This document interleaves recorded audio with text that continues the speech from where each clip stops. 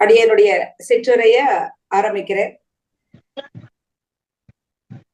ஸ்ரீமத் வேதாந்த ராமானுஜமுனி கருணாலப்த வேதாந்த யுக்மம் ஸ்ரீமத் ஸ்ரீவாச யோகீஸ்வர குருபதையோர் அர்ப்பித ஸ்வாத்மவாரம் ஸ்ரீமத் ரங்கநாதாப்பயமுனி கிருபயா பிராப்த மோக்ஷாஸ்ரமம் தம் ஸ்ரீமத் வேதாந்த ராமானுஜமுனிமவரம் சம்ஸ்ரயே தேசிகேந்திரம் வேதாந்த லக்ஷ்மண முனீந்திர கிருபார்த்த போதம் தத்பாதயுக்ம சரசீருக பிருங்கராஜம் த்ரையந்தயுக்ம கிருதபூரி பரிஸ்ரமம் தம் ஸ்ரீரங்க லக்ஷ்மண முனிம் சரணம் பிரபத்யே. அடியனுடைய சிற்றுரையை கொஞ்சம் தடங்கள் இல்லாம எல்லாரும் கேட்கும்படியாக, அமைதியா கேட்கும்படியாக கேட்டுக்கிறேன் எல்லாரையும். ஏன்னா அடியனுக்கு இது முதல் தடவை. எனக்கு ஒரு பெரிய சான்ஸ் கொடுத்திருக்கா ஜனனி, அதை நல்லபடியா முடிக்கணும்னு நினைக்கிறேன். ஓகே, சுவாமி தேசிகன் நமக்கு எத்தனையோ கிரந்தங்கள் கொடுத்திருக்க, ஆச்சரியமான படைப்புகள். வைஷ்ணவத்தை வளர்க்கறதுக்கு பெரும்பங்கு வகித்த ஆச்சாரியர்கள்ல அவர் முக்கியமானவர். ராமானுஜர வழியை பின்பற்றுவதற்கு நமக்கு ஒரு பெரிய இந்த கொள்கைய சித்தாந்தத்தை நான் பெரிதுபடுத்தி இந்த உலக மக்களுக்கெல்லாம் எடுத்து காட்டி வழி பண்ணி கொடுத்தவர் நம்ம சுவாமி தேசிகன், வேதாந்த தேசிகன். அவர் பல ஆச்சரியமான படைப்புகள் பண்ணியிருக்கார். அதுல முக்கியமானது இந்த பாதுகா சகஸ்ரம் அப்படிங்கிறது. வைஷ்ணவத்திலேயே நம்முடைய சம்பிரதாயத்துல ராமானுஜ சம்பிரதாயத்தை நிலைநிறுத்துறதுக்கு இந்த வைஷ்ணவ உலகத்திற்கு பலவிதமான கைங்கரியம் பண்ணிதான் நம்ம அதை நிலைநிறுத்த வேண்டியிருந்தது. அதற்கு ஒரு மகத்தான சேவை புரிந்தவர் அப்படின்னு எடுத்துனா நம்முடைய சுவாமி தேசிகனை சொல்லலாம். அவர் எழுதின கிரந்தங்கள் எவ்வளவோ இருக்கு. கலியுகத்துல நமக்கு சிலதுதான் கிடைச்சிருக்கு. பல விஷயங்கள் அவருடைய ஏசல் ஊசல் அப்படிங்கிற மாதிரி நிறைய விஷயங்கள் நமக்கு கிடைக்கல. அவர் எழுதின சுவடிகள் கிடைக்கல.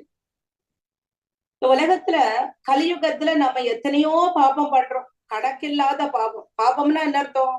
யாரோ ஒருத்தர் சாப்பிட்டு இருக்கா, அதை பார்த்து ஆசைப்படுறது கூட பாபம் தான். அது மாதிரி இந்த பாபங்களை எல்லாம் போக்குவதற்கு நமக்கு ஒரு நல்ல வழி வேணும் இல்லை? எதுக்குமே ஆசைக்கூடாது அப்படின்னு தானே அஹிம்சைங்கிறது தானே முக்கியமான தாத்பரியம், நம்முடைய வைஷ்ணவ தாத்பரியம். அந்த நல்ல வழி காட்டுவதற்கு அப்பப்பொழுது பகவான் நமக்கு ஆச்சாரிய ரூபமாகத்தான் அவதாரம் பண்றான். அப்படி சுவாமி தேசிகனாக அவதாரம் பண்ணி நல்ல மார்க்கத்துல நம்மளை அழைத்து செல்வதற்காக அந்த அவதரித்த மகான்கள்ல ஒருத்தர் நிகமாந்த மகாதேசிகன். அந்த மகாதேசிகன் எழுதினவர் அந்த பாதுகா சகஸ்ரம் அப்படிங்கிறது. அவர் தினம் இங்க ரங்கநாதன் கோவில்ல ஸ்ரீரங்கத்துல எழுந்தருடைய இருக்கும் பொழுது தினம் கோவிலுக்கு போறது வழக்கு. கோவிலுக்கு போறது அப்படிங்கறத பரிபாஷையில சொல்லும் போது மங்களாசாசனம் ஆகிறதுக்காக, மங்களாசாசனம் சேவிக்க போறது அப்படிங்கிறதுக்காக தினம் கோவிலுக்கு வர வழக்கம். அப்போ ஒரு நாள் வைஷ்ணவர்கள் எல்லாரும் தானே கோயிலுக்கு வருவா, நான் நீ அப்படின்னு வரும்போது எல்லாரும் வரும்பொழுது ஒருத்தரோட ஒருத்தர் பேசி வந்துட்டு இருக்கும்பொழுது அவருக்கு போட்டியா ஒருத்தர் ரொம்ப நாள் வரல, அவர்கிட்ட எப்படியாவது ஒரு போட்டிக்கு இழுக்கணும் அப்படின்னு ஆசைப்பட்டு இருந்தார். அப்படி இருக்கும் பொழுது சுவாமி தேசிகன் சாயங்கால நேரம் அனுஷ்டானம் எல்லாம் முடிஞ்சது. அப்போ மங்களாசாசனத்துக்கு கோவிலுக்கு வந்துட்டு இருக்கார். அப்போ ஒரு வைஷ்ணவர், இன்னைக்கு ராத்திரிக்குள்ள தேவரீரால ஒரு 1000 ஸ்லோகம் எழுத முடியுமா ரங்கநாதனுக்காக அப்படிங்கிற மாதிரி ஒரு போட்டி வைக்கிறார். அவர் பேரு என்ன அப்படிங்கறதெல்லாம் இதுவரையில் கிளியரா எந்த விதமான சரித்திரத்திலையும் கொடுக்கப்படல. இப்படி சுவாமி தேசிகன் சரி, அவர் போட்டிக்காக எழுதுறவர் கிடையாது. எத்தனையோ கிரந்தங்கள் எழுதியிருக்கார். அது பகவானுடைய நியமனம் போல இருக்கு, நீ சொல்றதுனால என்ன அப்படி எழுத வைக்கிறார் அவர் அப்படிங்கிறதுனால அத சரி ஏத்துக்கிறேன் அப்படின்னா, சரி பாதுகா சகஸ்ரம் பண்றேனே அப்படின்னு அவர் சாதிச்சுட்டார் அப்படின்னாக்க சரின்னு ஒத்துண்டாருன்னு. இப்படி பெருமாளிடத்திலே நமக்கு எல்லை இல்லாத பக்தி இருந்தாதான் எந்த ஒரு காரியத்தையும் நம்ம அந்த பக்தி முகமாக சாதிக்கணும்னா முடியும். இப்படி சுவாமி தேசிகன் இப்படி படைத்த படைப்புகள்லயே அது எம்பெருமானுடைய திருவடிகளினுடைய பிரபாவம் அப்படிங்கிறத பத்தி எழுதலாம் அப்படிங்கிறது முடிவு பண்ணிட்டார். அந்த திருவடிகளை தாங்கி நிற்கக்கூடிய பாதுகையினுடைய பெருமையும் நம்மளால சொல்லி மாளாது. நம்ம எதை மறந்தாலும் மறப்போம். இப்ப கூட செல்போனை கூட மறந்துட்டு போயிட்டோம்னா உயிரே போயிட்டா மாதிரி இருக்குன்னு சொல்றோம். அதையும் தாண்டி பாதுகைங்கிறது இன்னைக்கு காலத்துல எவ்வளவு முக்கியம். குழந்தை கூட பிறந்த உடனே பாதுகை தான் உடனே முதல்ல அதுக்கு எடுத்து கீச் கீச்சன் சவுண்ட் கொடுக்குற பாதுகை தான் நம்ம போட்டு விடுறோம்.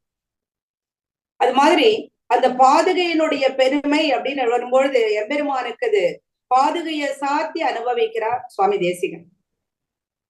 சுவாமி தேசிகன் இப்படி பல சோஸ்திரங்கள் பண்ணியிருக்கிறதுல நிறைய பெரிய ஸ்லோகங்கள் உண்டு, சின்னதா இருக்கக்கூடிய ஸ்லோகங்களும் உண்டு. சின்னதா இருந்தாலும் சரி, பெருசா இருந்தாலும் சரி, அதனுடைய எண்ணிக்கையை மட்டுமே வச்சு அதை நம்ம ஒரு எல்லைக்கு உட்பட்டது இப்படித்தான் வர்ணிச்சிருக்கார், அப்படி வர்ணிச்சிருக்காருன்னு சொல்லிட முடியாது. அது சின்ன விஷயமா இருந்தாலும் சுவாமியினுடைய நினைவுல, அவருடைய கைவண்ணத்துல அது ஒரு விஸ்வரூபமா தெரியக்கூடியது. அதுக்கு ஒரு எடுத்துக்காட்டா இந்த பாதுகா சகசிரம் அப்படிங்கறது சொல்லலாம். பாதுகை அப்படின்னு சொல்லும் பொழுதே நமக்கு பாதுகாத்திடுதல், நல்ல வழி காண்பித்தல், அதுல பத்ததிங்கிற ஒரு வார்த்தையை ஒவ்வொரு சர்க்கத்திலையும் சேர்க்கிறோம். பத்தத்தினா நல் மார்க்கம் அப்படின்னு அர்த்தம். இப்படி அந்த பாதுகாய் அப்படின்னு வரும்பொழுது அந்த பாதுகாத்திடு அப்படிங்கிற அந்த ஒலி இருக்கு, அந்த ஒலி ஒரு தரம் பாதுகா அப்படின்னு சொன்னாலே போதும். அது 1000 ஸ்லோகங்களினாலே துதிப்பது அப்படின்னு ஒவ்வொரு ஸ்லோகத்திலையும் அந்த மணி பாதுகே, ரத்ன பாதுகே, காஞ்சன பாதுகே அப்படிங்கிற மாதிரி வர்ணிக்கிறோம். அது அப்படி அந்த ஸ்லோகங்கள்ல அந்த பாதுகையினுடைய அந்த பதத்தை சொல்றது அப்படின்னு வரும்பொழுதே இது ஒரு மகத்தான விஷயம். அது எம்பெருமானுக்கு ஒரு ஸ்துதி பாட்டம் மாதிரி. அவனுடைய திருவடிகளையும் சரி பலவிதமா நம்ம போற்றி பாடலாம். ஆனாலும் அவன் சாற்றி கொண்டிருக்கக்கூடிய அந்த பாதுகைகள் இருக்கணும். அந்த பாதுகைகளை பத்தி நம்ம எப்படி எவ்வளவு ஸ்லோகம் பண்ண முடியும் அப்படின்னு 1 2 எவ்வளவு பண்ண முடியும் அப்படின்னு அவர் நினைச்சிட்டு இருக்கும் பொழுதே, அதுவும் அவர் சகசிரம் பாடணும்னு சொல்லியிருக்காரு. இது ஒரு வியப்பான விஷயமாவும் இருக்கு, அதுல ஒரு கலக்கமும் இருக்கு. இருந்தாலும் அதற்கு சுவாமியே தனக்குத்தானே சமாதானப்படி எப்படியாவது பகவான் என் மூலமா அந்த காரியத்தை பண்ணணும்னு நினைச்சுட்டார், அப்படி நியமிச்சாச்சு, அதனால பண்ணணும் அப்படின்னு வரும்பொழுது அவரே சொல்றார் அதற்கு, அபார கருணாம்புதே தவகலு பிரசாதாதகம் விதாதுமபி சக்தியாம் சதசகஸ்ரிகாம் சம்ஹிதாம் ததாபி ஹரிபாதுகே தவ குணவுக்க லேசஸ்திதேஹே உதாருதீரியம் பவேதிதி மிதாபி யுக்தாஸ்துதிஹி அப்படின்னு அவருடைய ஸ்லோகம். இதுல 1000 என்ன 1000 என்ன லட்சக்கணக்கா அவருடைய ஸ்லோகத்தை கூட பண்ணலாம். அப்படி லட்சம் சோஸ்திரங்கள் உன் விஷயமா பண்ணினாலும் உன்னுடைய பகவானுடைய குணங்களை முழுமையா அதுல எல்லாத்தையுமே நான் கொண்டு வந்துட முடியாது, அது சொல்லில் அடங்காதது. 1000 போரும் அப்படிங்கிற அளவுக்கு நீ எனக்கு அனுகிரகம் 1000ஆவது என்னால சொல்ல முடியாதுன்னு நினைச்சு நான் சந்தோஷப்படுறேன் அப்படின்னு. அப்படி பாதுகா தேவியின் இடத்துல தான் சரணாகதி பண்றாரு முதல்ல. ஏன் பாதுகா தேவின்னு சொல்றோம், பாதுகா தேவன்னு சொல்லாம? பாதுகா தேவி அப்படின்னு வரும்பொழுது எம்பெருமான் ஒருவனே, ஸ்ரீமன் நாராயணன் ஒருவே, ஸ்ரீயப்பதியான நாராயணனே இந்த உலகத்துல அனைவராலும் போற்றப்படக்கூடிய உத்தம புருஷனாக அந்த விஷ்ணு பதத்தையே அவன் தாங்கி நிற்பவனாச்சு. அதனால அவன் ஒத்தன் தான் புருஷன். புருஷன்னா அவனை மட்டும்தான் நம்ம மேல் ஜெண்டர்ல சொல்லலாம். அவனுக்கு அடங்கி இருக்கக்கூடிய இந்த உலகம் எல்லாமே ஸ்திரீலிங்கத்துலதான் சொல்லப்படணும். அதுதான் கவியனுடைய நேச்சர், அப்படிதான் எழுதணும். அப்படின்னு வரும்பொழுது அதனால பாதுகா தேவி அப்படின்னு எப்படி தயாதேவியாக தயாசதகத்துல சித்தரிக்கிறாரோ அது மாதிரி இந்த இடத்துல அவர் எம்பெருமானுடைய திருவடியை தாங்கக்கூடிய பாதுகையை பாதுகா தேவியாக ஆச்சாரியனாக இந்த இடத்துல வர்ணிக்கிறார். பாதுகையினுடைய கல்யாண குணங்களை 1000 பாடல்களை கொண்டு துதிக்கலாம். அப்படி அனைவராலும் துதிக்கப்படக்கூடிய அந்த பாடல்கள் அந்த சுவாமி தேசிகன் தன்னுடைய வர்ணனையில சொல்லும் பொழுது ஒவ்வொன்னுத்திலையும் அவர் ஆச்சாரியனாக இருந்து பாதுகா தேவி எம்பெருமானுடைய அனுகிரகத்தை நமக்கு எப்படி பெற்று தருகிறாள் அப்படிங்கறத அந்த பாதுகா சகசிரம். அந்த பாதுகா சகசிரம் பண்றேன் அப்படின்னு அப்போ பெருமாள் இடத்துல எல்லையில்லாத பக்தி இருந்தா தானே ஒரு கவித்துவம் பிறக்கும். எல்லையில்லாத பக்தியினால நம்மாழ்வார் எவ்வளவு திருவாய்மொழியே கொடுத்திருக்கார், அருளி செய்திருக்கார். நம்மாழ்வார் அவ்வளவு எம்பெருமான்கிட்ட பக்தி கொண்டதுனால அவருடைய திருவடி, பெருமானுடைய திருவடியாக நம்மாழ்வாரை நம்ம எடுத்துக்கிறோம். நம்மாழ்வார் அப்படின்னு சொல்ல மாட்டோம். அந்த பக்தியின் காரணமாக பெருமானிடத்திலே எல்லையில்லாத பக்தியினால அவருடைய ஷடாரின்னு சொல்லுவோம், நம்மாழ்வார்னு சொல்ல மாட்டோம். அதாவது பக்தியினாலே அவருடைய திருவடியாக அமைந்தவர் நம்மாழ்வார். அந்த நம்மாழ்வாருங்கிற பேருக்கு பதிலா ஸ்ரீ ஷடாரி சாதிக்கிறோம் அப்படிங்கிற மாதிரிதான் சொல்ற வழக்கு. அதே மாதிரி நம்மாழ்வாருடைய பாதுகைய அவருடைய சிஷ்யரான மதுரகவியினுடைய பெயரிட்டு மதுரகவி சாதிங்கோன்னு சொல்லுவோம் கோயிலுக்கு போய் சன்னதிக்கு போனாங்க. அதே மாதிரி அல்ல மதுரகவின்னு சொல்லுவா. ராமானுஜர் சித்தாந்த பிரவர்த்தகர்ங்கிறதுனால ராமானுஜர் சாதிக்க ராமானுஜா அப்படிங்கிற மாதிரி சொல்லுவான். இல்ல பாஷ்யக்காரர் சொல்லலாம். நம்ம ஷடாரி அப்படி சொல்லி சொல்லி நம்ம பழகிட்டோம். எங்க போனாலும் ஷடாரி சாதிங்கோ அப்படிங்கிற மாதிரி நம்ம கேட்டு பழகிட்டோம். பட் அவாவாளுடைய சிஷ்யாக்கள் அந்த பெருமையை சொல்றதுனால அந்த சிஷ்யாக்களினுடைய பெயரை இட்டு அந்த பாதுகைக்கு அந்த பெருமையை கூட்டுறது அப்படிங்கிறதுக்காக பகவானிடத்திலே பக்தி கொண்டவர் நம்மாழ்வார். அதனால ஸ்ரீ ஷடாரின்னு சொல்றோம். அதே மாதிரி அவாவாளுடைய சிஷ்யான் வரும்போது சுவாமி தேசிகனுடைய குமாரர் அவருடைய சிஷ்யர் அவர் நயனாச்சாரி. அதனால தேசியன் சன்னதிக்கு போன அவருடைய சிஷ்யராக இருக்கப்பட்டார் நயனாச்சாரியனார். அவருக்கு பெருமையானதுனால நயனாச்சாரியார் சாதிங்கன்னு சொல்ற வழக்கம் உண்டு. இதெல்லாம் பரிபாஷைகள். இப்படி நம்ம பெருமாளை வாயால மாத்திரம் சொன்னாக்க போருமா? மனப்பூர்வமாக மனசிலே பட்டு அந்த மனதிற்கு தகுந்தபடியாக அதை சொல்லணும் அப்படின்னு வரும்பொழுது அதனுடைய பலன் பெருமையோடு இருக்கக்கூடியதா இருக்கும். நம்முடைய ஆச்சாரிய பரம்பரைய பரிபூரணமாக பக்தி செலுத்தி சத் விஷயங்களை கேட்டு நல்ல புஸ்தகங்களை எல்லாம் படிச்சு ஆச்சாரியர்களிடத்த உபதேசம் பெற்று இப்படி நல்லா பாராயணம் பண்றது அப்படிங்கிறதுதான் நமக்கு ஆச்சாரியர்கள் கத்துக் கொடுக்கிற வழி. அந்த வழியினால நமக்கு நல்ல மனசு அமைதி பெறுகிறது. அமைதி பெறுகிறதுன்னு வரும்பொழுது புஸ்தகத்தை படிச்சு அமைதி பெறுதுன்னா எது வேணாலும் பண்ணலாமே அப்படின்னு கேள்வி கேட்கக்கூடாது. ஆச்சாரியன் மூலமாக அப்படின்னு வரும்பொழுது நம்முடைய சித்தாந்த பிரவர்த்தகராக இருக்கக்கூடிய நம்முடைய கொள்கை அப்படிங்கிறதுல மாறாம இருக்கணும் இல்லையா? விசிஷ்ட அத்வைத்தம் அப்படின்னு வரும்பொழுது இந்த கருத்துக்கள் அனைத்துமே ஒரு நூல், ஒரு புராணங்கள், இதிகாசங்கள் மூலமாக நமக்கு அழகா எடுத்து சொல்ற ஆச்சாரியன்கள் இருக்கு. அப்படி அந்த ஆச்சாரியன் மூலமாக நமக்கு அது காதுல கேட்கும் பொழுதும் சரி, மனசுல வாங்கிக்கும் போதும் சரி, அது நம்மளை விட்டு மாறவே மாறாது. அது மாதிரி சொல்லும் பொழுது சந்த ஸ்ரீரங்க பிருத்வீச்ச சரணத்ராண சேகராகா ஜெயந்தி புவனத்ராண பதபங்கஜ ரேணவக. இப்படி கம்பீரமா ஆரம்பிக்கிற முதல் ஸ்லோகத்திலே பெருமானுடைய பாதுகைய தன்னுடைய தலையிலே தரித்து கொண்டிருக்கக்கூடிய மகான்களை போற்றக்கூடிய வண்ணமாக அவர் அந்த அழகை அனுபவிக்கிறார், ரசிக்கிறார். அந்த இடத்துல இந்த பாதுகைகளை சிரசிலே தரிப்போரினுடைய பாததூளி இந்த உலகத்தையே உஜ்ஜீவிக்க வைக்கும். அந்த பாதுகையினுடைய பிரபாவம் முதல் ஸ்லோகத்திலே பளிச்சுன்னு சொல்றாரு. அந்த இடத்துல சந்த ஸ்ரீரங்க பிருத்வீஜ சரணத்ராண சேகராகா ஜெயந்தி புவனத்ராண பதபங்கஜ ரேணவ. இந்த பாதுகையினுடைய பிரபாவத்தை சொல்லும் பொழுது அகங்கார மமகாரத்துக்கு இடமே இல்லை.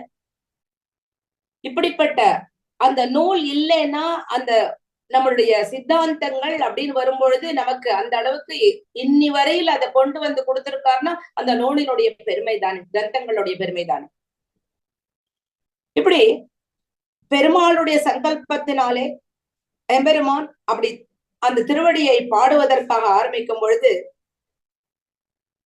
அந்த திருவடிகளை தாங்கக்கூடிய பாதுகை, அந்த பாதுகையை பாட பாட அந்த தேசிகனுக்கு இன்னும் அந்த பாதுகையினுடைய பாதுகை எம்பெருமானுக்கு அதீனமாகும், அந்த பாதுகைக்கு எம்பெருமான் அதீனமாகும், எல்லாத்தையுமே சமமாக சொல்ல வர. பெருமாளுக்கு என்னென்னலாம் அதிகாரம் இருக்கோ, பெருமாள் என்னென்னலாம் சங்கல்பிக்கிறானோ, எப்படியெல்லாம் அவதாரம் எடுக்கிறானோ அத்தனையும் பாதுகைக்கு உண்டு. அப்படி இருக்கும்போது ஏன் ஸ்ரீலிங்கமா சொன்னார் அப்படிங்கறது கேட்கக்கூடாது. எம்பெருமான் விபு, அவன் உலகத்துல எங்கும் வியாபித்து இருக்கக்கூடியவன், அவனை தாங்கக்கூடிய பாதுகை. இப்படி அப்படி எம்பெருமானுடைய அந்த பாதுகை அப்படின்னு வரும்பொழுது ரங்கநாதனுக்காக ஸ்பெஷலா அந்த பாதுகையினுடைய பிரபாவத்தை எழுதிறார். அதுல இந்த பிராட்டியும் பெருமாளுமாக நீங்க தூங்காம கேட்கணும் அப்படிங்கிற விண்ணப்பம் எல்லாம் பண்ணிட்டு, சரஸ்வதி என்னுடைய நாக்குல நடனம் ஆடணும் அப்படிங்கறதெல்லாம் பிரார்த்தனை பண்ணிட்டு அந்த கிரந்தத்தை எழுத ஆரம்பிக்கிறார். இந்த உயர்ந்ததாக இருக்கக்கூடிய இந்த பாதுகா சகஸ்ர பாராயணம் இருக்கே, அத நமக்கு கிடைத்த ஒரு பெரிய சௌபாகியம்னு சொல்லலாம். சௌபாகியம் அப்படின்னு வரும்பொழுது தேசிகனுடைய நூல்கள் எல்லாமே நமக்கு கிடைத்த பொக்கிஷம்தான். அது எப்படின்னா, அந்த பொக்கிஷங்கள் அப்படின்னு சொல்லும் பொழுது விலை மதிப்பற்ற ஒரு நகைகளை நம்ம எப்படி பத்திரமா பாதுகாத்துப்போமோ அது மாதிரி இந்த பாதுகா சகசிரம்ங்கிறதும் நாம பாதுகாத்து வைக்க வேண்டியதும் மேல மேல அடுத்த ஜெனரேஷனுக்கு கொண்டு போக வேண்டியதும், அந்த பாதுகா சகசிரம் நம்மை காப்பாற்றக்கூடிய ஒரு செல்வமாகவும் ஏற்றுக்கொள்ளப்படுகிறது. அதுலதான் அந்த சுவாமி தன்னுடைய கவித்துவத்தை காமிக்கும் பொழுது பரம ரசிகராகவும் தன்னை காண்பிக்கிறார். அப்படி ரசிச்சாதானே அதனுடைய வெளிப்பாடு தெரிய வரும்.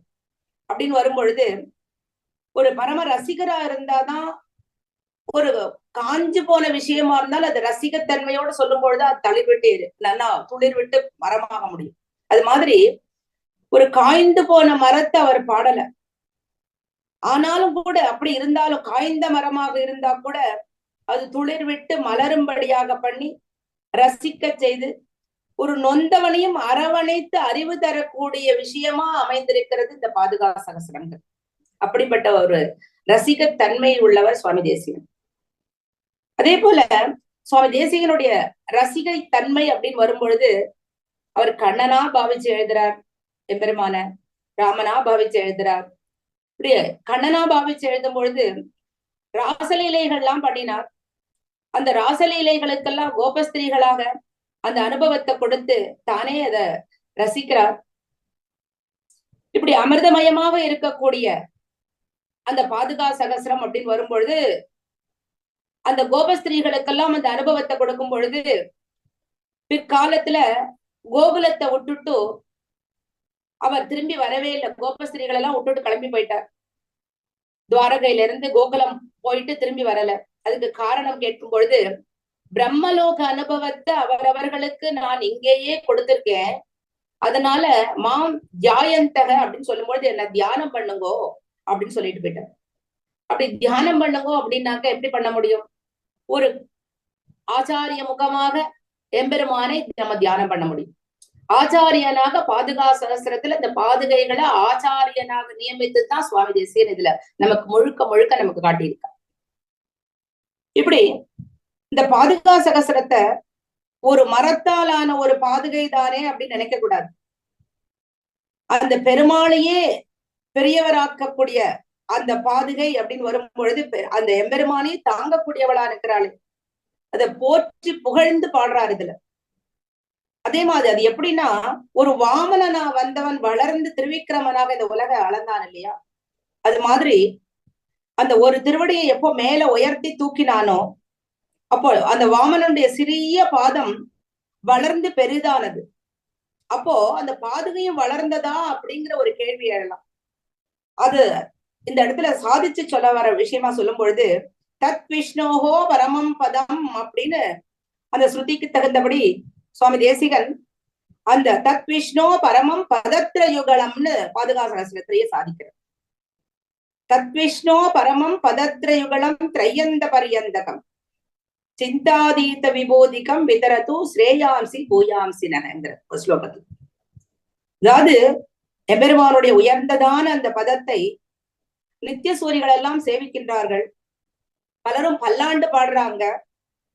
சுவாமி தேசிகன் அவருடைய பதத்திர யுகலமான, யுகலம் அப்படின்னா இணை, அந்த யுகலமான பாதுகைகளுக்கு பல்லாண்டு பாடுறார். அப்படி எம்பெருமானுடைய திருவடி சம்பந்தத்தினால அந்த பாதுகையும் வளர்ச்சி அடைந்ததா அப்படின்னா, அந்த பெருமானுடைய பெருமை உயர்ந்ததா பாதுகையினுடைய பெருமை உயர்ந்ததா அப்படின்னு பார்க்கும் பொழுது அந்த பாதுகையினுடைய பிரபாவம் தானே இந்த இடத்துல ஒளிவிடுகிறது. அப்படிப்பட்ட, அதாவது ஒரு திருவடி பாதுகை கீழே இருக்கும் பொழுது தாங்குகிறாள். இப்ப மேலே இருக்கக்கூடிய திருவடி என்னத்துக்கு அங்க இருக்கு பாதுகை? மேல சூரியனுடைய உக்ரமான ஒளி தாக்காமல் இருக்கிறதுக்காக அந்த மெல்லிய திருவடிகளை பாதுகை தாங்குகிறாள்னு வர்ணிக்கிறது. அதே மாதிரி இந்த பாதுகா சகசிரத்தினுடைய பெருமையை சொல்லும் பொழுது பெரிய ஒரு மகா காவியம் அது. அந்த மகா காவியம்னு எடுத்துட்டா அதுல ஒரு நாயகன் இருக்கணும், சந்தஸ், நிருக்தம், ஜோதிஷம், இப்படி இலக்கண அமைப்புகள் அதுல நல்லா இருக்கணும். இதெல்லாம் சேர்ந்து இருக்கக்கூடிய சிருங்காரம் இருக்கணும், சஞ்சாரம் இருக்கணும், அது அதனுடைய தெய்வத்தன்மை இருக்கணும் அந்த நாயகனுக்கு. அப்படிப்பட்ட அந்த பாதுகை ராமனாக ராகவனுடைய பாதுகையாக, அகல்யை சாப விமோசனம் பண்ண பாதுகையாக, இப்படி பல விதங்கள்லயும் 1008 ஸ்லோகங்கள்ல 1000 ஸ்லோகங்கள் அவர் அந்த பாதுகையினுடைய பெருமையை தான் எடுத்துக்காட்டு. அதுல பவ்யாம் பரத தேவதாம் அப்படின்னு சொல்லும் பொழுது பாதுகை எம்பெருமானுடைய தேவியாக இந்த இடத்துல காட்டுறார். ராமே ராஜ்யம் பிதுரபிமதம் சம்மதம் ச பிரஜானா மாதேவவ்ரே ததிக பரதே சத்யவாதி ததௌச்சக சிந்தாதீத சமஜனிததா பாதுகாத்யாபிஷேக துர்விஜான ஸ்வஹிருதயமகோ தெய்வமத்திர பிரமாணம். இதுல ராமன் முடிசூட அந்த நாள் வந்தாச்சு. தசரதர் நாட்டு மக்களுக்கெல்லாம் எல்லாம் அறிவிப்பு கொடுத்துட்டார். அப்போ கடைசி நிமிஷத்துல கைகேயி வந்தா. தன் மகள் தான் ஆளணும், தன்னுடைய மகன் பரதன் ஆளணும் அப்படின்னு கேட்டுண்ட உடனே எல்லாம் முடிஞ்சு போச்சு. கேட்ட உடனே சத்தியவாதியான தசரதன் வேற வழி இல்ல, வரத்துக்கு சரின்னு சொல்லிட்டார். ஆனாலும் யாருமே நினைக்காத ஒரு வகையில இப்படி இந்த பட்டாபிஷேகம் அப்படின்னு வரும் பொழுது அவரோட ராமனுடைய பட்டாபிஷேகம் நின்று போச்சு. ஆனா பாதுகா பட்டாபிஷேகம் நடந்தேறியது. எப்படி? அதற்கு காரணம் அந்த தெய்வத்தினுடைய சங்கல்பம். துர்விஜான ஸ்வஹிருதயமாகோ தெய்வமத்திர பிரமாணம். இந்த மனு மாந்தாத்தாக்கள் அப்படின்னு சொல்லக்கூடிய அரசர்கள்லாம் அந்த சிம்மாசனத்துல அந்த பாதுகா தேவிய முன்னாடியே அரசியாக வீற்றிருக்க செய்யணும்ங்கிறதுக்காக பாதுகைய நான் வரலாமான்னு பாதுகை கேட்கவும் இல்லை, நான் அழிச்சிட்டு போகுவான் ராமன் கேட்கவும் இல்லை. சீதா பிராட்டிய வேண்டான்னார், அழிச்சிட்டு போனார். வேற நான் வருவேன் கண்டிப்பா அப்படின்னு விட்டார். அப்படின்னு வரும்பொழுது ராமாயணத்துடைய ஆரம்பமாக முன்னாடியே தெரிய ஆரம்பிச்சு விட்டவருக்கு.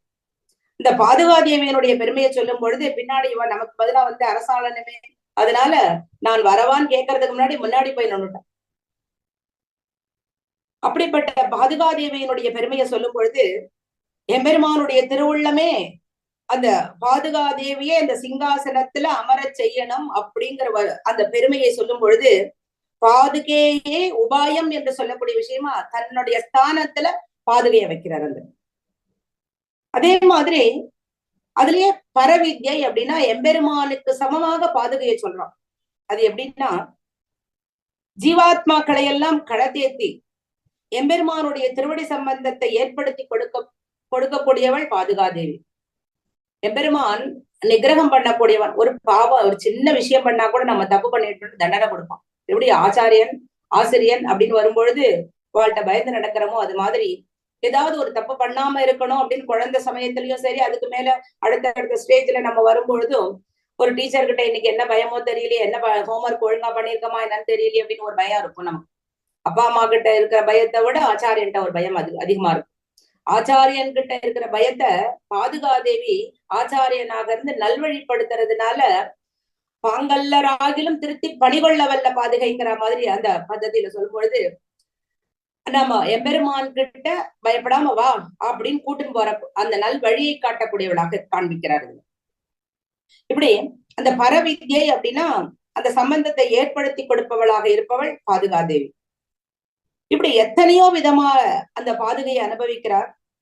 அதுல முக்கியமான விஷயமா வால்மீகி முனிவர் ராமாயணத்துல இந்த பாதுகைகள் இந்த உலகம் அனைத்துக்கும் யோகக்ஷேமத்தை பொழிகின்றதுங்கிற ஏதேகி சர்வலோகஸ்ய யோகக்ஷேமம் விதாசியதன். இந்த பாதுகையினுடைய பெருமையை சொல்லும் பொழுது அந்த 1008 ஸ்லோகங்களா அதுல விரித்து சொல்றார். அதுல 1-2 பாராட்டது 1008 ஸ்லோகங்களும் அந்த எம்பெருமானை தாங்கக்கூடிய பாதுகைய அப்படி விவரிச்சு வர்ணனையா சொல்ல வரார். அப்படி சொல்லும் பொழுது வால்மீகி முனிவரே அதை எப்படி போற்றுகிறார்னா, எங்கள் தேசிகன் மாதிரி உண்டா அப்படிங்கிற அளவுக்கு ஒரு சமாதானம் சொல்ல வர்றாரு. ஆதிகவி அப்படின்னு வரும்போது ஆதிகவியான வியாசரோ வால்மீகியோ அவரை மாதிரி என்னால எழுத முடியுமா தெரியலையேன்னு ஆரம்பத்துல சொல்றார். ஆனாலும் அவளை புகழற அளவுக்கு, பரிபவங்கள் இல்லாத அளவுக்கு என்னை போற்றட்டம், இதை எடுத்து கையாளட்டம் அப்படிங்கிற அளவுக்கு தன்னுடைய வாக்சாதுரியத்தை சொல்ல வராது. இப்படி தேசிகனுடைய ஸ்லோகங்கள் சொல்லும் பொழுது கடைசியில இந்த இந்த பாதுகா சகசிரத்தை மனம் ஒன்றி சொல்லக்கூடியவர்களுக்கு பாராயணம் பண்றவாளுக்கு ஒரு பலஸ்துலத்தில சொல்ற, அதற்கு தகுந்த பலன் கண்டிப்பாக கைமேல் பலன், கை கண்ட உள்ளங்கனி நெல்லிக்கனி போல உனக்கு கிடைக்கக்கூடிய பலன் அதுல கண்டிப்பா பாராயணம் பண்ணுவதனால பலன் கிடைக்கும். அது ஆணித்தரமா சொல்றது. தேசிகனுடைய பார்வை உலக மக்கள் எல்லாரும் உஜ்ஜீவனம் பெறணுங்கிறதுக்காக இந்த கிரந்தத்தை கொடுத்திருக்கார். ஒரு யுனிவர்சல் அப்சர்வேஷன் வருது. எப்படி ஸ்ரீஸ்துதியில சகல குஷல சீமா சார்வபௌமா பவந்தி அப்படின்னு உலக க்ஷேமத்திற்காக பேசுறாரோ, அது மாதிரி தாயாரிடத்துல தம் அனைவருக்குமாக அவர் பிரார்த்திக்கிறாரோ, அது மாதிரி தயாதேவியாக பிரார்த்திக்கிறார். அதே மாதிரி பாதுகாதேவியின் இடத்துல பிரார்த்தித்து இந்த உலகத்திற்கு உஜ்ஜீவனம் கிடைக்கணும் அப்படிங்கிறதுக்காக இந்த பாதுகா சகசிரம் அப்படிங்கிற அந்த ஸ்லோகத்தை பண்ணியிருக்கேன். இது அவசியம் அனைவரும் பாராயணம் பண்ணி உஜ்ஜீவனம் பெறணும் அப்படிங்கறது ஆணித்தரமா நமக்கு எடுத்து சொல்றார். அதனுடைய பலன் அவ்வளவு பெரியதுங்கிறதுக்காகவும். அதே மாதிரி ஆழிமழை கண்ணா அப்படின்னு சொல்லும் பொழுது இந்த பர்ஜன்ய தேவதைக்கு பாடம் கற்பித்த ஆண்டாள், அந்த ஆண்டாள் மாதிரி அனைவரையுமே கை கரவாது காப்பாற்றும்படியாக பாதுகை நடத்துல பிரார்த்திக்கிறார். இப்படி பாதுகை நம்மளை எல்லாரையும் கடைத்தேற பண்ணி அத்தனை ஸ்லோகங்களையும் பாராயணம் பண்றதுனால நமக்கு ஒரு கடைத்தை உய்வதற்கு ஒரு வழி கொடுக்கக்கூடிய விஷயமா பாதுகா சகசரத்தை நமக்கு கொடுத்திருக்கார். இதுல கம்பீரம் கொஞ்சம் கூட குறையாம எல்லா விதங்கள்லயும் அதனுடைய அழகோட சேர்த்து சொல்லும் பொழுது நம்மளை வியக்க வைக்கக்கூடிய அழகோட இருக்கும் அதனுடைய ஸ்லோகங்களினுடைய அமைப்பு. எப்படி திருவாய்மொழி அப்படின்னு சொல்லும் பொழுது நம்மாழ்வாருடைய திருவாய்மொழி தெரியாதார் ஒரு வாய்மொழியும் தெரியாதார் அப்படின்னு சொல்லலாம். அவ்வளவு வசதி அது. ஒரு வாய்மொழி, வாய பேச தெரியாதவன் அர்த்தம்னு திருவாய்மொழி தெரியல என்ன. உயர்வர உயர்நலம் உடையவன் எவனவன் எப்படி ஆரம்பிக்கிறாரோ நம்மாழ்வார், அது மாதிரி பாதுகா சகசரத்திலையும் சந்த ஸ்ரீரங்க பிருத்வீச்ச சரணத்ராண சேகராக அப்படின்னு ஒரு சின்ன குழந்தை கூட சொல்லலாம். இந்த ஸ்லோகங்கள்லாம் ரொம்ப எளிமையாவும் கொடுத்திருக்கார். அப்படிப்பட்ட அந்த உஜ்ஜீவனத்திற்கு ஒரு நல்ல வழிகாட்டக்கூடிய பாராயண பதத்தியாக இந்த ஜெயந்த புவி சந்தக அப்படின்னு சொல்ல ஆரம்பிக்கும் பொழுது அதனுடைய அந்தாதி தொடை மாதிரி ஆரம்பிக்கும் பொழுது ஜெயந்தி அப்படிங்கறத ஆரம்பிச்சார். ஜெயந்தி புவி சந்தக அப்படிங்கறத முடிக்கிறார். இதுல அப்படி என்ன விசேஷம் அப்படின்னா அதுல அவருடைய அத்விதீயமான இந்த எதிராஜ சுக்தியில ஒன்னோ ரெண்டோ கிடையாது. இந்த முகுந்தனுடைய 2 பாதுகைகள் நமக்கு எல்லா விதங்களையும் ருக் யஜுர் சாமம் என்று சொல்லக்கூடியதான 3 வேதங்கள், இப்படி எதிராஜனுடைய ஸ்ரீ சுக்திகள், பாதுகை என்று சொல்லக்கூடியதான நம்முடைய நம்மாழ்வார் முதலான ஆழ்வார்களுடைய ஸ்ரீ சுக்திகள், தன்னுடைய செல்வமாக கொண்டிருக்கக்கூடிய நம்முடைய சாதுக்களினுடைய அவரால் சொல்லப்பட்டதான கிரந்தங்கள், ஆச்சாரியனுடைய கிரந்தங்கள், வேதங்கள் அனைத்துமே நம்ம நல் வழிக்கு எடுத்துக்கொள்ள வேண்டியது. நம்ம நல்ல வழிக்காக நம்முடைய கிரந்த அனுஷ்டானத்திற்காக எடுத்துக்கொள்ள வேண்டியது. இதையெல்லாம் பிரமாணமாக கொண்டு இந்த பூலோகத்துல நமக்கு சிறந்து விளங்குறதுக்கு ஒரு நல்ல சிறந்த பாராயண ஸ்லோகமாக சுவாமி தேசிகன் அனுபவிச்சு அந்த பாராயணத்துக்கு தக்கபடியாக இந்த பாதுகா சகஸ்ர ஸ்லோகம் கொடுத்திருக்கார். அந்த பாதுகைகளை அணிந்திருப்பவன் யாரு? 2 விபூதிக்கும் நாயகன் அவன். அவனே அந்த 2 விபூதியாக இருக்கக்கூடிய சுகங்கள், அதுல அனுபவிக்கக்கூடிய சுகம், போகம், மோட்சம் ஆகிற 2 பாக்கியங்களையும் அவன்தான் அளிக்க வல்லவன். ஏற்கனவே சொன்னார், துர்விஜான ஸ்வகிருதியமாகவோ தெய்வமத்திர பிரமாணம். அவனுடைய சங்கல்பம், அவனுடைய பட்டாபிஷேகம் நின்று போச்சு, பித்ருவாச்சர பரிபாலனம் பண்ணணும். அவன் காட்டுக்கு எழுந்தருளியாச்சு, பாதுகாதேவி திரும்ப சிம்மாசனத்துக்கு வந்தா. அது மாதிரி அப்படிப்பட்ட தெய்வமாக நிற்கக்கூடிய எம்பெருமானே இந்த இடத்துல அந்த 2 விபூதிக்கும் நாயகனாக இருக்கக்கூடிய ராகவனே எம்பெருமானே அப்படின்னு வரும் பொழுது அந்த போகத்தையும் சரி மோட்சத்தையும் கொடுக்கக்கூடியவன் அவன்தானே. அவனையும் தாங்கி நிற்கக்கூடியவளாச்சே பாதுகாதேவி. அதை காட்டும் பொழுது அந்த முகுந்தன் என்று சொல்லக்கூடிய விஷயமா அந்த மோட்சத்தை கொடுக்கக்கூடியவன் முகுந்தன். இந்த பாதுகா சகசிரத்துல பாக்கியம் பெற்றவர்கள், அதை பாராயணம் பண்ணி பாக்கியம் பெற்றவர்கள் அப்படின்னு சொல்லும் பொழுது தாங்கள் சேவிக்கிறதோட மட்டும் நம்ம நின்றுடக்கூடாது. அது நம்ம அடுத்தடுத்த ஜெனரேஷனுக்கு கொண்டு போகணும் அப்படின்னு வரும்பொழுது அந்த விஷயத்துல இந்த ஹயவதனா ஸ்கூல் நிறைய பேரை கொண்டு வந்து இந்த உலகம் அறிய செய்யக்கூடிய அளவுல ஜனனியுடைய பெருமைய நான் ஒரு வார்த்தையில சொல்ல முடியாது. நிஜமாவே ஒவ்வொரு நாளும் நான் சும்மா வெளிக்காட்டிக்கிறதுக்காக சொல்றேன்னு நினைக்க வேண்டாம். I feel in heart felt அவ்வளவு ஒரு சந்தோஷம். நிஜமாவே இவ்வளவு பெரிய உலகத்தை ஒரு சின்ன விஷயத்துல கொண்டு வந்து ஒரு நிலைநிறுத்தக்கூடிய அளவுக்கு அவளுக்கு நல்ல நிர்வாக திறமையோட இந்த அளவுக்கு அடுத்த ஜெனரேஷனுக்கு கொண்டு போகணும்னு ஒரு முடிவெடுத்து அதுல கொஞ்சம் கூட தளர்ச்சி இல்லாம பண்ணக்கூடிய காரியம் பண்ணும் பொழுது நிஜமாவே பெரிய ஆச்சாரியங்களுடைய அனுகிரகத்துலதான் இந்த அளவுக்கு நடத்துறா அப்படின்னு சொல்லலாம். அப்படி சொல்லும் பொழுது அந்த அளவுக்கு அடுத்த ஜெனரேஷனுக்கு கொண்டு போகக்கூடிய அந்த திறமை அவள்கிட்ட இருக்கு இல்லையா, அதை சொல்ல வரேன். இப்படி சொல்லும் பொழுது இந்த அடுத்தது பாதுகாசகஸ்திரத்தினுடைய பெருமையோடு சேர்த்து சொல்லும் பொழுது அந்த பெருமானையே தாங்கக்கூடியவளா நிற்கிறாளே பாதுகை. எல்லா ஜீவர்களிடத்திலும் அந்த பெருமாளிடத்திலும் தான் போக வேண்டும் அப்படின்னு அந்த ஒருமுகப்படுத்தப்பட்ட அந்த எண்ணம், அதுதான் நாம் உஜ்ஜீவிக்கக்கூடிய ஒரு உடையவர் கொடுத்த வழி, உஜ்ஜீவிக்க ஒரு நல்வழின்னு சொல்றோமோ அது மாதிரி அந்த சித்தாந்தத்தை பிரவர்த்தித்தவர், இன்னும் மேலும் மேலும் வளர்ச்சி அடைய செய்தவர் சுவாமி தேசிகன்.